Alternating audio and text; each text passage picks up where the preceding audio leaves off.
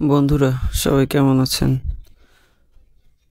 চলেন ঘুরে আসি বিশেষ একজন পত্রিকা পাঠকের কাছ থেকে, যিনি আমাদের পত্রিকা পাঠ করে শোনাবেন। তবে চলেন।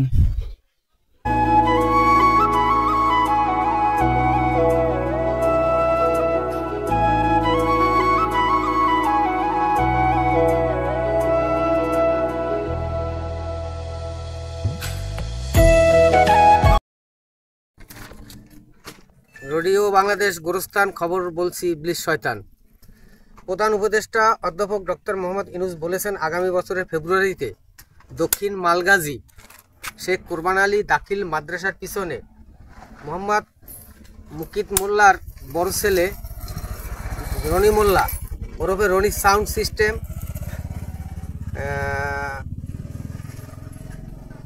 চকিদারের মোড় অবস্থিত। ওই ছেলেটা গত সকাল আনুমানিক 10 ঘটিকা থেকে বাগেরহাট লিঙ্ক তৈরিতে সারাদিন ছিল। অবশেষে রাত 12টা 1 মিনিটের সময় না পেরে তার নিজ গন্তব্যে ফিরে চলে যায়। সে আজকে সকাল 7টা থেকে আবার ওখানে ড্যামা ব্রিজ সংলগ্ন একটা টানা টিজিতে কাজ করিতেছিল।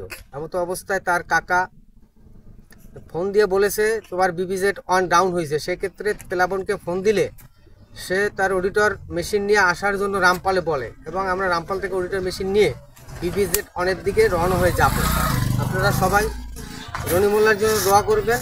সাথে আমি মোহাম্মদ জিয়াউদ্দিন মাসুদ ও আমার ছোট ভাই রনি মণ্ডল উপস্থিত আছেন। পত্রিকার নাম বাংলাদেশ প্রতিদিন। ওকে।